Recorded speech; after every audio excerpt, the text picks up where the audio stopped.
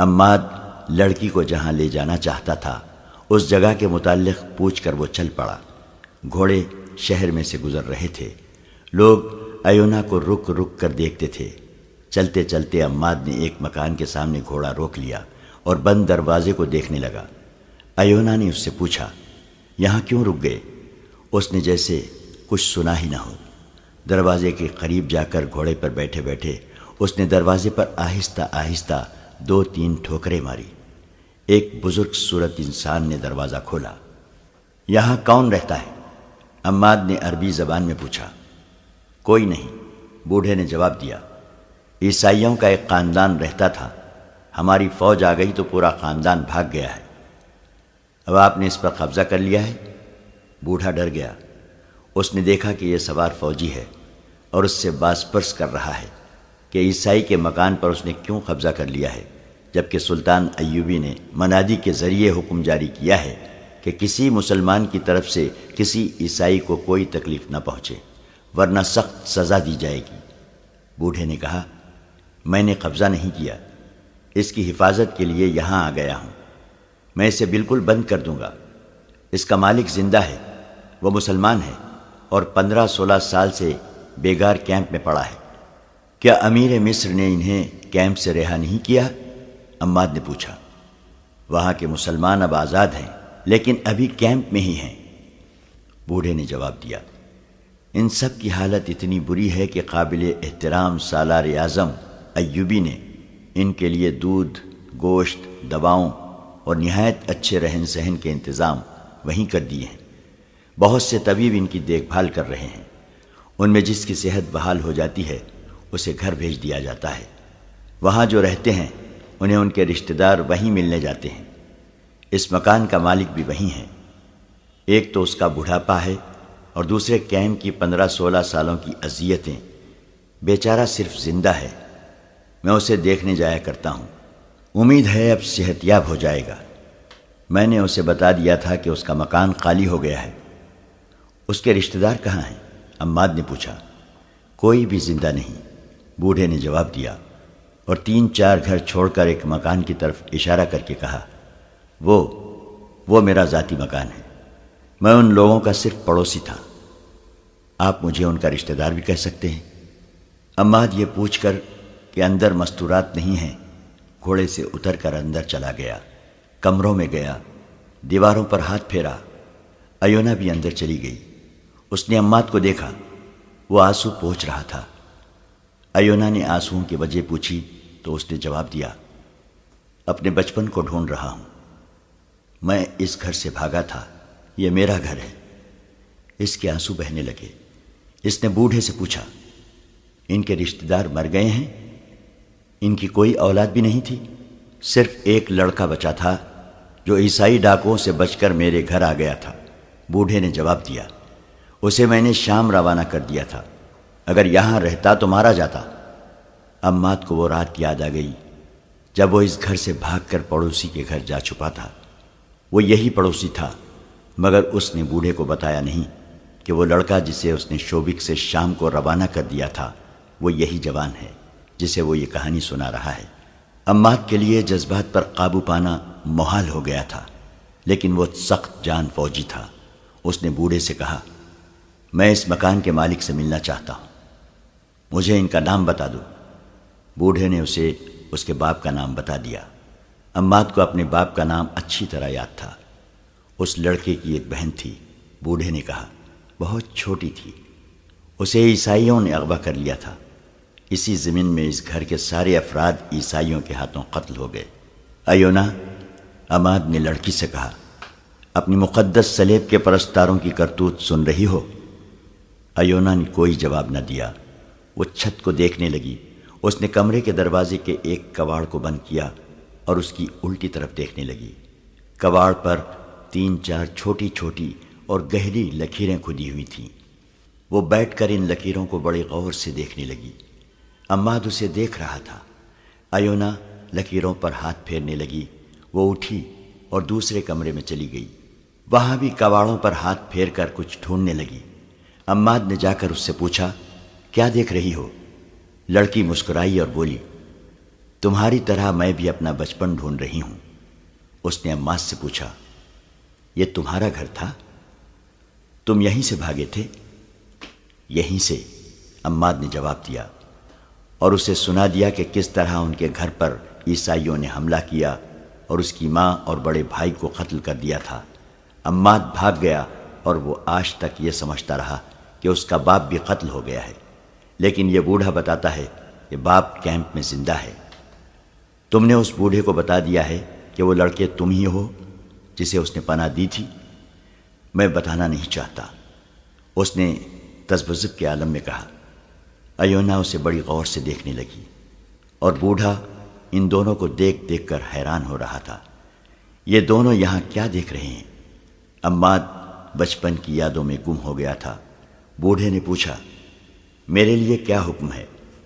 عماد چونکا اور حکم دینے کے لہجے میں بولا، اس مکان کو اپنی نگرانی میں رکھیں، یہ آپ کی تحویل میں ہے۔ اس نے ایونا سے کہا، آؤ چلیں۔ کیا تم اپنے باپ سے نہیں ملو گے؟ ایونا نے اس سے پوچھا۔ پہلے اپنا فرض ادا کر لو، عماد نے جواب دیا۔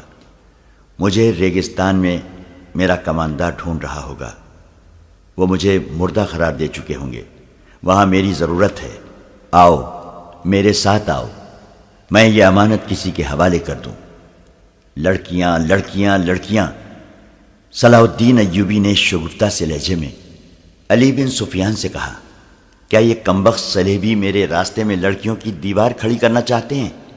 کیا وہ لڑکیوں کو میرے سامنے نچا کر مجھ سے شوبک کا قلعہ لے لیں گے؟ امیر محترم، علی بن سفیان نے کہا، آپ اپنی ہی باتوں کی تردید کر رہے ہیں۔ یہ لڑکیاں دیوار نہیں بن سکتی، دیمک بن چکی ہیں اور دیمک کا کام کر رہی ہیں۔ آپ کے اور محترم نور الدین زنگی کے درمیان غلط فہمی پیدا کرنے کی کوشش لڑکیوں کے ہاتھوں کرائی گئی ہے، اور ان لڑکیوں نے حشیش اور شراب کے ذریعے ہمارے مسلمان حکام اور امراء کو استعمال کیا ہے۔ یہ وہی موضوع ہے جس پر ہم 100 بار بات کر چکے ہیں۔ سلطان ایوبی نے کہا، مجھے ان لڑکیوں کے متعلق کچھ بتاؤ۔ یہ تو معلوم ہو چکا ہے کہ یہ 8 جاسوس ہیں، انہوں نے اب تک کوئی نیا انکشاف کیا ہے یا نہیں؟ انہوں نے بتایا ہے کہ شوبک میں صلیبی جاسوس اور تخریب کار موجود ہیں، علی بن سفیان نے جواب دیا، لیکن ان میں سے کسی کی بھی نشاندہی نہیں ہو سکتی، کیونکہ ان کے گھروں اور ٹھکانوں کا علم نہیں ہے۔ ان میں سے 3 مصر میں کچھ وقت گزار آئی ہیں، وہاں انہوں نے جو کام کیا ہے وہ آپ کو بتایا جا چکا ہے۔ کیا وہ قید خانے میں ہیں؟ سلطان ایوبی نے کہا، نہیں، علی بن سفیان نے جواب دیا۔ اس نے کہا، وہ اپنی پرانی جگہ رکھی گئی ہیں، ان پر پہرا ہے۔ اتنے میں دربان اندر آیا۔ اس نے کہا، عماد شامی نام کا ایک عہدیدار ایک صلیبی لڑکی کو ساتھ لایا ہے، کہتا ہے کہ اسے اس نے کرک کے راستے میں پکڑا ہے اور یہ لڑکی جاسوس ہے، دونوں کو اندر بھیج دو، سلطان ایوبی نے کہا۔ دربان کے جاتے ہی عماد اور ایونا اندر آئے۔ سلطان ایوبی نے عماد سے کہا، معلوم ہوتا ہے بہت لمبی مسافت سے آئے ہو، تم کس کے ساتھ ہو؟ جی میں شامی فوج میں ہوں، عماد نے جواب دیا۔ میرے کماندار کا نام احتشام ابن محمد ہے اور میں البرق دستے کا عہدیدار ہوں۔ البرق؟ اچھا، البرق کس حال میں ہے؟ سلطان ایوبی نے پوچھا، اور علی بن سفیان سے کہا، البرق فی الواقع برق ہے۔ ہم نے جب سوڈانیوں پر شبقوں مارے تھے تو البرق قیادت کر رہا تھا، صحرائی چھاپوں میں اس کی نظیر نہیں ملتی۔ سالار اعظم، عماد نے کہا، آدھا دستہ اللہ کے نام پر قربان ہو چکا ہے، میرے گروہ میں صرف اکیلا رہ گیا ہوں۔ تم نے اتنی جانیں ضائع تو نہیں کی؟ سلطان ایوبی نے سنجیدگی سے پوچھا۔ مر جانے اور قربان ہونے میں بہت فرق ہے۔ نہیں سالار اعظم، عماد نے جواب دیا، خدائے ذوالجلال گواہ ہے کہ ہم نے ایک ایک جان کے بدلے میں 20 جانیں لی ہیں۔ اگر صلیبیوں کی فوج اپنے ٹھکانے پر پہنچ گئی تو وہ صرف چند ایک زخمی ہوں گے۔ فلسطین کی ریت کو ہم نے صلیبیوں کے خون سے لال کر دیا ہے۔ ہمارے دوسرے دستوں نے بھی دشمن پر پورا قہر برسایا ہے۔ دشمن میں اب اتنا دم نہیں رہا کہ وہ تھوڑے سے عرصے میں اگلی جنگ کے لیے تیار ہو جائے۔ اور تم؟ سلطان ایوبی نے لڑکی سے پوچھا، کیا تم پسند کرو گی کہ اپنے متعلق ہمیں سب کچھ بتا دو؟ سب کچھ بتاؤں گی، ایونا نے کہا، اور اس کے آنسو بہنے لگے۔ عماد شامی، سلطان ایوبی نے عماد سے کہا، فوجی آرام گاہ میں چلے جاؤ، نہاؤ دھو، آج کے دن اور آج کی رات آرام کرو، کل واپس اپنے جیش میں چلے جانا۔ میں دشمن کے 2 گھوڑے بھی لایا ہوں، عماد نے کہا، ان کی تلواریں بھی ہیں، گھوڑے استبل میں اور تلواریں اسلحہ خانے میں دے دو۔ سلطان ایوبی نے کہا، اور ذرا سوچ کر کہا، اگر ان گھوڑوں میں کوئی تمہارے گھوڑے سے بہتر ہو تو بدل لو، باہر کے محاذ پر گھوڑوں کی کیا حالت ہے؟ کوئی پریشانی نہیں، عماد نے بتایا، اپنا ایک گھوڑا ضائع ہوتا ہے تو ہمیں سلیبیوں کے 2 گھوڑے مل جاتے ہیں۔ عماد سلام کر کے باہر نکل گیا۔ اس نے امانت صحیح جگہ پہنچا دی تھی۔ ادھر سے تو وہ فارغ ہو گیا، لیکن اس کے دل پر بوجھ تھا۔ یہ جذبات کا بوجھ تھا، یہ بچپن کی یادوں کا بوجھ تھا، اور یہ اس باپ کی محبت کا بوجھ تھا جو کیمپ میں پڑا تھا۔ وہ تذبذب میں مبتلا تھا۔ جنگ ختم ہونے تک وہ باپ سے ملنا نہیں چاہتا تھا۔ ڈر تھا کہ باپ کی محبت اور دل کے پرانے زخم اس کے فرض کے راستے میں حائل ہو جائیں گے۔ وہ اپنے گھوڑے کے پیچھے 2 گھوڑے باندھے استبل کی طرف جا رہا تھا۔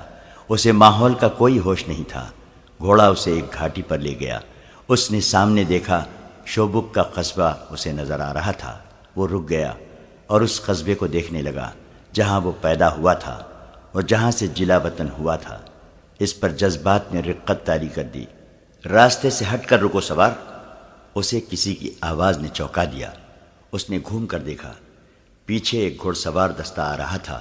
اس نے گھوڑے ایک طرف کر لیے۔ جب دستے کا اگلا سوار اس کے قریب سے گزرا تو عماد سے پوچھا، باہر سے آئے ہو؟ وہاں کی کیا خبر ہے؟ اللہ کا کرم ہے دوستو، اس نے جواب دیا، دشمن ختم ہو رہا ہے، شوبک کو کوئی خطرہ نہیں۔ دستہ آگے چلا گیا تو عماد دائیں طرف چل پڑا۔ میں نے آپ سے کچھ بھی نہیں چھپایا، ایونا سلطان ایوبی اور علی بن سفیان کے سامنے بیٹھی کہہ رہی تھی۔ وہ بتا چکی تھی کہ وہ جاسوس ہے۔ اس نے یہ بھی بتایا تھا کہ وہ قاہرہ میں 1 مہینہ رہ چکی ہے۔ اس نے وہاں کے چند ایک سرکردہ مسلمانوں کے نام بھی بتائے تھے جو سلطان ایوبی کے خلاف سرگرم تھے۔ اس نے یہ بھی بتایا تھا کہ سلیبیوں کی طرف سے سوڈانیوں کو بہت مدد مل رہی ہے اور سلیبی فوج کے تجربہ کار کمانڈو سوڈانیوں کو شبخو مارنے کی ٹریننگ دے رہے ہیں۔ ایونا نے کسی استفسار کے بغیر ہی اتنی زیادہ باتیں بتا دیں جو جاسوس اذیتوں کے باوجود نہیں بتایا کرتے، کیونکہ ان میں ان کی اپنی ذات بھی ملوث ہوتی ہے۔ اس سے علی بن سفیان شک میں پڑ گیا۔ ایونا، علی بن سفیان نے اس سے کہا، میں بھی تمہارے فن کا فنکار ہوں۔ میں تمہیں خراج تحسین پیش کرتا ہوں کہ تم اونچے درجے کی فنکار ہو۔ ہمارے تشدد اور قید خانے سے بچنے اور ہمیں گمراہ کرنے کا تمہارا طریقہ قابل تعریف ہے، مگر میں اس دھوکے میں نہیں آ سکتا۔ آپ کا نام؟ ایونا نے پوچھا۔ علی بن سفیان، علی نے جواب دیا۔ تم نے شاید ہرمن سے میرا نام سنا ہوگا۔ ایونا اٹھی اور آہستہ آہستہ علی بن سفیان کے قریب جا کر 2 زانوں بیٹھ گئی۔ اس نے علی بن سفیان کا دایاں ہاتھ اپنے ہاتھ میں لیا اور ہاتھ چوم کر بولی، آپ کو زندہ دیکھ کر مجھے خوشی ہوئی ہے۔ آپ کے متعلق مجھے بہت کچھ بتایا گیا تھا۔ ہرمن کہا کرتا تھا کہ علی بن سفیان مر جائے تو ہم مسلمانوں کی جڑوں میں بیٹھ کر نہیں، جنگ کے بغیر ختم کر سکتے ہیں۔ لڑکی اٹھ کر اپنی جگہ بیٹھ گئی۔ میں نے قاہرہ میں آپ کو دیکھنے کی بہت کوشش کی تھی، مگر دیکھ نہ سکی۔ میری موجودگی میں آپ کے قتل کا منصوبہ تیار ہوا تھا۔ پھر مجھے نہیں بتایا گیا کہ یہ منصوبہ کامیاب ہوا تھا یا نہیں۔ مجھے شوبک بلا لیا گیا تھا۔ ہم کس طرح یقین کر لیں کہ تم نے جو کچھ کہا ہے سچ کہا ہے؟ علی بن سفیان نے پوچھا۔ آپ مجھ پر اعتبار کیوں نہیں کرتے؟ لڑکی نے جھنجھلا کر کہا۔ اس لیے کہ تم سلیبی ہو، سلطان ایوبی نے کہا۔ اگر میں آپ کو یہ بتا دوں کہ میں سلیبی نہیں مسلمان ہوں تو آپ کہیں گے کہ یہ بھی جھوٹ ہے، لڑکی نے کہا۔ میرے پاس کوئی ثبوت نہیں۔ 16-17 سال گزرے، میں اسی قصبے سے اغوا ہوئی تھی۔ یہاں آ کر مجھے پتا چلا کہ میرا باپ کیمپ میں ہے۔ اس نے اپنے باپ کا نام بتایا اور یہ بھی بتایا کہ اسے اپنے باپ کا نام اب معلوم ہوا ہے۔ اس نے سنایا کہ عماد نے اسے کس طرح صحرا سے بچایا تھا، اور وہ رات کو اسے قتل کرنے لگی، مگر اس کا خنجر والا ہاتھ اٹھتا ہی نہیں تھا۔ اس نے کہا، میں نے دن کے وقت اس کے چہرے پر اور اس کی آنکھوں میں نظر ڈالی تو میرے دل میں کوئی ایسا احساس بیدار ہو گیا جس نے مجھے شک میں ڈال دیا کہ میں عماد کو پہلے سے جانتی ہوں یا اسے کہیں دیکھا ضرور ہے۔ مجھے یاد نہیں آ رہا تھا۔ میں نے اس سے پوچھا تو اس نے کہا کہ ایسے نہیں ہو سکتا۔ رات کو 2 صلیبی سپاہیوں نے مجھ پر حملہ کیا تو عماد جاگ اٹھا۔ اس نے ایک کو برچھی سے مار دیا۔ میں اس وقت تک اپنے آپ کو صلیبی سمجھتی تھی۔ میری ہمدردیاں صلیبیوں کے ساتھ تھیں، مگر میں نے دوسرے صلیبی سپاہی کو خنجر سے ہلاک کر دیا، اور مجھے خوشی اس پر نہیں ہوئی کہ میں نے ان سے اپنی عزت بچائی ہے، بلکہ اس پر ہوئی کہ میں نے عماد کی جان بچائی ہے۔ اور جب راستے میں عماد نے میرے ساتھ اپنے متعلق کچھ جذباتی باتیں کی تو زندگی میں پہلی بار میرے سینے میں بھی جذبات بیدار ہو گئے۔ میں تمام سفر میں عماد کو دیکھتی ہی رہی۔ مجھے صرف اتنا یاد آیا کہ مجھے بچپن میں اغوا کیا گیا تھا، مگر یہ یاد بھی ذہن میں دھندلی ہو گئی۔ آپ کو معلوم ہے کہ مجھ جیسی لڑکیوں کو کس طرح تیار کیا جاتا ہے۔ بچپن کی یادیں اور اصلیت ذہن سے اتر جاتی ہے۔ یہی حال میرا ہوا، لیکن مجھے یقین ہونے لگا کہ عماد کو میں جانتی ہوں۔ یہ خون کی کشش تھی، آنکھوں نے آنکھوں کو اور دل نے دل کو پہچان لیا تھا۔ شاید عماد نے بھی یہی کچھ محسوس کیا ہو، اور شاید اسی احساس کا اثر تھا کہ اس نے مجھ جیسی دلکش لڑکی کو اس طرح نظر انداز کیے رکھا جیسے میں اس کے ساتھ تھی ہی نہیں۔ اس نے مجھے گہری نظروں سے بہت دفعہ دیکھا ضرور تھا۔ ایونا نے تفصیل سے سنایا کہ شوبک میں داخل ہو کر عماد ایک مکان کے آگے رک گیا اور ہم دونوں اندر چلے گئے۔ اس نے کہا، یہ گھر اندر سے دیکھ کر میری یادیں بیدار ہونے لگی ہیں۔ مجھے ذہن پر دباؤ ڈالنے کی ضرورت محسوس نہیں ہوئی۔ ذہن اپنے آپ ہی مجھے اس گھر میں گھمانے پھرانے لگا۔ میں نے ایک کباڑ کی الٹی طرف دیکھا۔ وہاں مجھے خنجر کی نوک سی کھودی ہوئی لکیریں نظر آئیں۔ یہ میں نے بچپن میں ہی بڑے بھائی کے خنجر سے کھودی تھی۔ میرا ذہن مجھے ایک اور کباڑ کے پیچھے لے گیا۔ وہاں بھی ایسی ہی لکیریں تھیں۔ پھر میں نے عماد کو اور زیادہ غور سے دیکھا۔ داڑھی کے باوجود اس کی 16-17 سالہ پرانی صورت یاد آ گئی۔ میں نے اپنے آپ کو بڑی مشکل سے قابو میں رکھا۔ میں نے عماد کو بتایا نہیں کہ میں اس کی بہن ہوں۔ وہ اتنا پاک فطرت انسان اور میں اتنی ناپاک لڑکی، وہ اتنا غیرت مند اور میں اتنی بے غیرت۔ اگر میں اسے بتا دیتی تو معلوم نہیں وہ کیا کر گزرتا۔